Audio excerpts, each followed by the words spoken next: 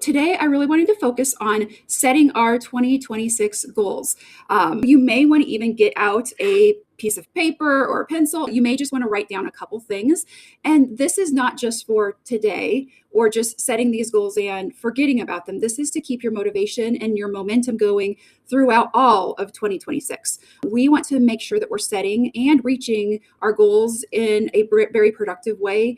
Sometimes momentum dies down. And so we want to make sure that we keep that momentum high by having some goals set in a unique way. And then at the end, I want to talk about, is there a time for us to be all in? And so this is one of my favorite quotes. This isn't my quote, but I don't know who actually wrote it. But by getting clear on why, you start to let go of the excuses and let them slip away. So your why is the driver behind your change. When you're really clear on why you're doing a certain action, why you have a certain goal, why you're doing and working so hard towards something, it becomes so important to you that you're willing to let go of discomfort and struggles so that you can step out of your comfort zone and actually make the changes that you want to.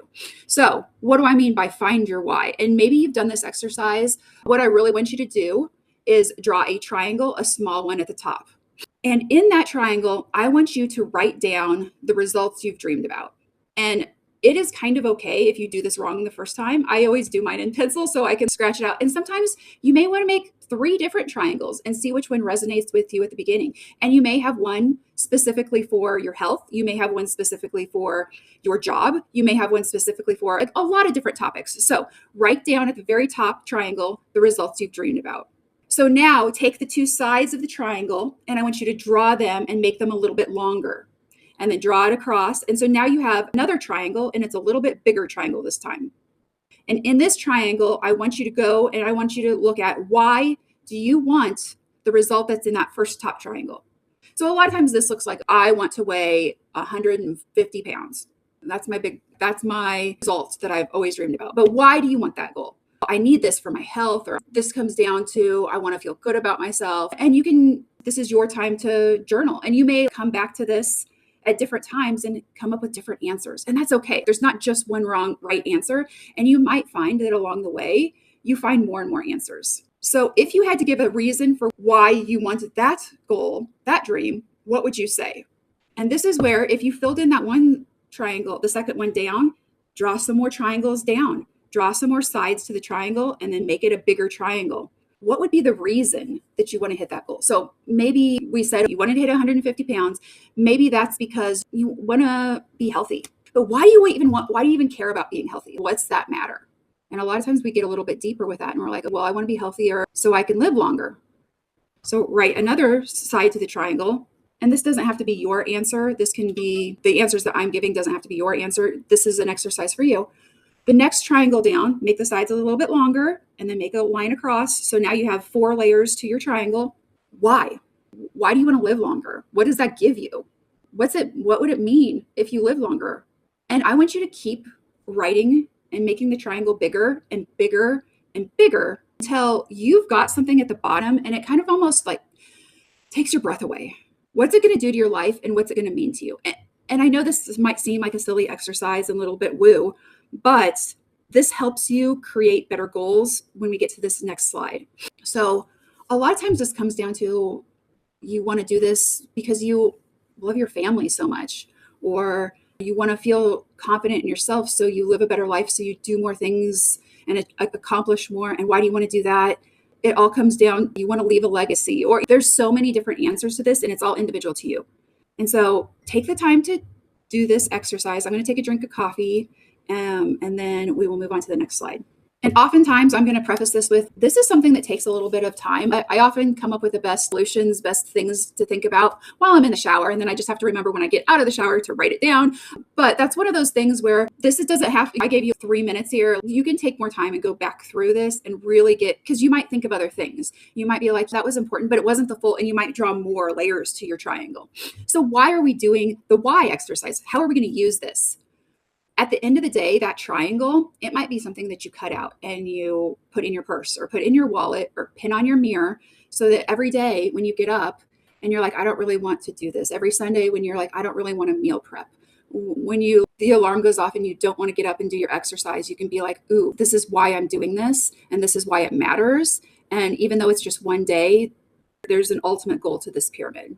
And this often happens where it gets really important is not tomorrow, because tomorrow you might be very motivated. It's January 1st, you're going to be pretty motivated. January 15th, you'll probably be pretty motivated. But we get into like April, things down, results aren't as fast. You get into the monotony of it. It's like, okay, well, I'm confident and I'm feeling better about myself. And you kind of like let things slip a little bit. You get bored, or, it's not as exciting as it was in the beginning when you were like shedding weight fast. This is called a dip. And this is where it's really important that you find this triangle and you go back to it and you look at the bottom level. And is that important enough that you continue? And then you look at all your layers and like, are there any that need to be adjusted? All right, so let's get to some more tangible things, because this is a little bit of the mindset work, which I love, but not all of us love this, but I do think it's super important before we get on to the goal setting itself. So you probably already recognize that where you are now and the steps that you've currently taken or you've taken in the past are different from the action steps that you need to take to get to where you want to be and stay there long term. So we're going to go through the steps and the action steps, like the goal setting steps and the action steps to actually reach those goals. And this is what's another quote that's not mine, but it's too important not to say again. Unsuccessful women are not unsuccessful because they don't make progress, but because they don't recognize the progress that they're already making.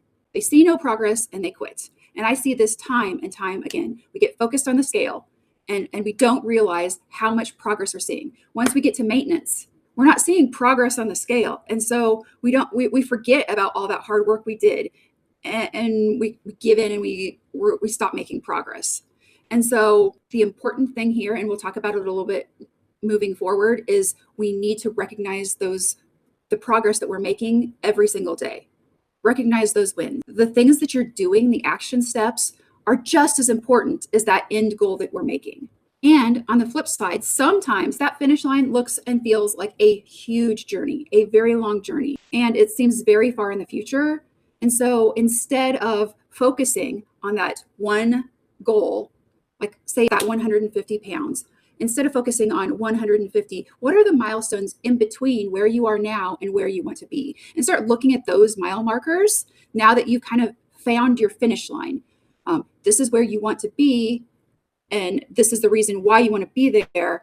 But what are those mile markers in between now that you have that finish line? So, and then what are the steps that are going to take you to get to that place? When we celebrate those smaller wins along the way, instead of making it feel like it's a long ways off, we can celebrate each and every one. And what if we had a daily? Like, how good would it feel if we had a daily goal and a daily notch to mark off on our finish line marker? Okay, so these are the two types, the main type of goals that I really want you to focus on: outcome goals and process goals. So outcome goals are the results that you really, really desire. And you have, a lot of times you don't necessarily have this within your control. A lot of times maybe this is to, and this is going to sound kind of scary, but outcome goal might be to weigh a certain weight. Okay. And that's what you desire. But it's not necessarily like that. You don't get to control the scale. You control your actions, which ultimately makes that outcome goal come true. And I also want you to consider these outcome goals. They don't have to be reasonable or achievable. They just have to be a direction that you're going towards. And I know that that's a little bit obscure, but I want you to this is your big picture, because sometimes in the process of getting towards this big thing, you find that you reach other goals along the way that are just as important. Okay, and this could be like fitting into a pair of jeans, loving your reflection, feeling confident.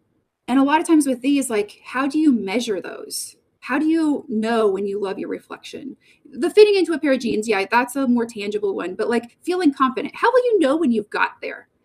And these outcome goals, those type of things, are why we have the process goals. The process goals are the actual steps that move you towards feeling confident, loving your reflection, weighing a certain weight,